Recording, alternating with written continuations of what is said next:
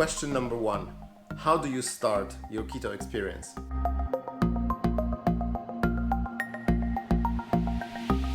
A good start to a ketogenic lifestyle would be calculating your daily calorie requirement. There are a few applications that can do it for you, but you can also do a simple calculation. There's a slight difference between calculating your daily calorie requirement for males and females, and I'll explain exactly how to do it. So let's start with the male option. First thing you need to do is multiply your weight, your current weight, in kilograms by 24. That's for 24 hours.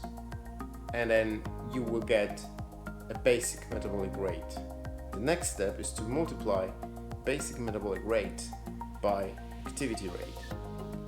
And once you do it, you'll get your daily calorie requirement.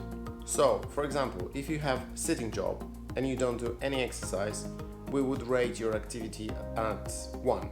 If your activity rate is medium, which means that you exercise at least 3 times a week and you've got a sitting job, we'll rate your activity at 1.1 to 1.2. There's a little bit of leeway how you should assess it.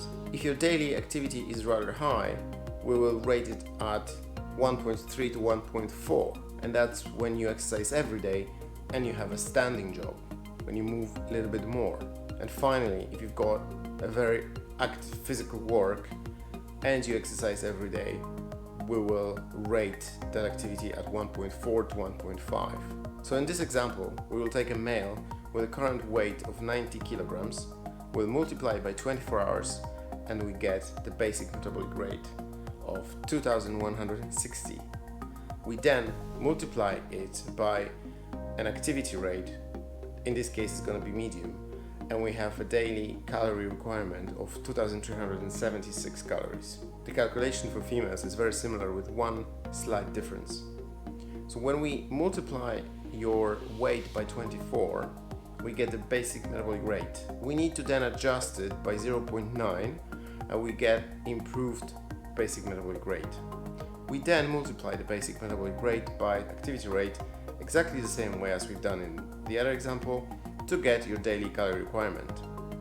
We use the same activity rate measuring, and in this example we will take, if there's a female that weighs 90 kilograms, just for the purpose of the example being the same, we multiply it by 24, we then multiply it by 0.9 to get an improved basic metabolic rate, and then we multiply it by the activity rate to get the daily requirement of 2138 calories.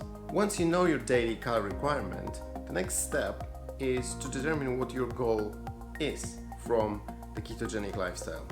And we have to look at the energy balance. So for example, if your goal is to lose weight to burn fat, your goal is the weight reduction, in this case, you will have to subtract 300 calories from your daily requirement. If you want to maintain your current weight and use ketogenic diet for other health benefits, you will just maintain it at the level that you've calculated. And if your goal is to gain weight and build muscle, then you would need to add 300 calories to your daily calorie requirement. And of course, in this case, you would also have to adjust your training to utilize those extra 300 calories and turn them into muscle. The next thing we need to look at is your macros. In this example, I'm going to calculate macros for weight maintenance. If your goal is a weight reduction, you need to subtract 300 calories from your daily calorie requirement and then calculate your macros based on that. On a ketogenic program, you would want to eat between 1.5 to 2.2 gram of protein per 1 kilogram of your body weight. I would personally recommend to keep it on the lower side, around 1.5 to 1.6 gram. If you are a bodybuilder, if you require a lot of protein to maintain your current muscle mass, you would probably want to increase it. There is a slight risk of eating too much protein and not being able to get into ketosis quite fast. We will want to keep our carbohydrates at maximum 30 grams per day, and then we will calculate the remaining amount of calories from fat. And a very important point, you want to keep the quality of the fat at the highest possible level. There is a difference between ketogenic diet and other low-carb diets that were famous in the past, like for example Dr. Atkins' diet or Dr. Kwaśniewski's diet. These diets didn't put so much emphasis on eating very high quality fat. In keto program, you really want to keep your fats at the highest possible quality. Both protein and carbohydrates provide 4 calories of energy per 1 gram. Fat provides 9 calories of energy per 1 gram. Using the previous example, we would need to multiply 1.5 gram of protein by 90 kilograms to get 135 grams of protein per day. We will keep our carbohydrates at maximum 30 grams.